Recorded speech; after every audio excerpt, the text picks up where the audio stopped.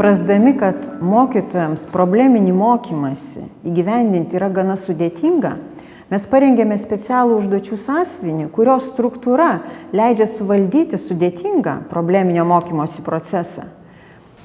Ordino atsikraustymas prie Baltijos jūros paskatino baltų žemes vienytis bei nulėmė kovų už laisvę pradžią. Tam, kad šitą probleminį teiginį mums būtų paprasčiau pamokos pabaigoje įrodyti, užduočių sąsiuvinyje mes turime 3 žingsnius, kurie mums padės pasiekti uždavinio rezultatą. Savo grupelėje padiskutuokite pirmojo žingsnio klausimą, kokiamis aplinkybėmis pirmą kartą buvo paminėtas Lietuvos vardas. Man rodos, kad čia 11. Jo, nes 2000 ir jis rašytinis. Tai reikia šaltiniai, kad nesigošiu. Žiūrėkit, dar kažkas buvo nužudytas. Žinot, kaip ten ateina, sako, oi, mes čia norim tik apkrikšti, kad čia bus labai gražiai ir gerai, o iš tikrųjų reikia savo žemę. Pasiimti iš Lietuvos. Šis vadovėlio komplektas man kaip mokytojai yra labai patogus, dėl to, kad jis suplanuoja visą pamokos veiklą, pradedant nuo probleminio klausimo arba probleminio teiginio.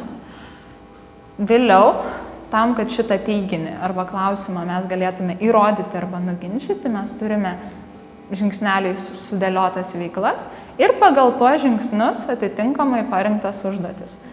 Užduotis yra skirtos įvairaus lygio vaikams, įvairių gebėjimų ir iš tikrųjų tokiu atveju galima diferencijuoti ir individualizuoti mokymą. Padiskutavę ir atlikę užduotis, galbūt galėtume pagrįsti mūsų pagrindinį pamokos teiginį. Aš manau, tos kovos su kryžiuočiais mums išėjo gera, nes mes visi labai susivienijom. Tai mums padėjo įveikti kryžiuočius. Kas iš to, kad mes susivienijom, už tai ten pusė tų tautų ir žudė, ten latvingiai, jotgailiai, ten visų beveik nebėra, čia lietuvių liko, žemaičių dar truputį ir viskas. Man atrodo, būtų buvo geriau be kryžiuočių. Yra lavinama labai daug mokinių įgūdžių, pradedant nuo to, kad jie dirba grupėje. Jie gali pagalbos prašyti bendraklasio, gali bandyti diskutuoti. Mokiniai mokosi analizuoti visus įmanomus istorijos šaltinius, tos pačius žemėlapius, iliustracijas, jas bandyti susijęti su tekstu, iš to daryti išvadą, tą išvadą perduoti savo bendraklasiui. Ir tiesiog dalintis tą visą informaciją ir be abejonės ugdosi jų socialiniai įgūdžiai, jie gali bendrauti, pagerinti savo santykius su bendraklasiais, ir panašiai.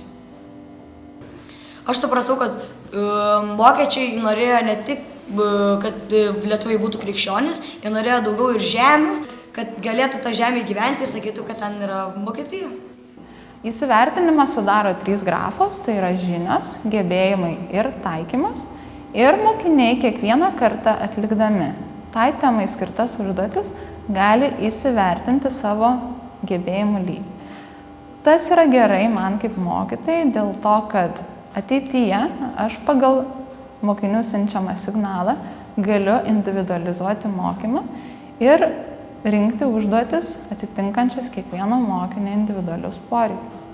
Seniau mokytoja visą laiką viską ten paaiškindavo, kas ten parašyta, visokios sąvokos ir taip toliau. Kai pats perskaitai knygoje, padiskutuoji, tai ilgai lieka. Tikime, kad šitos priemonės padės lengviau įgyvendinti probleminio mokymosi būdą, kuris daug labiau skatina kritinį mąstymą ir padeda giliau, geriau išmokti.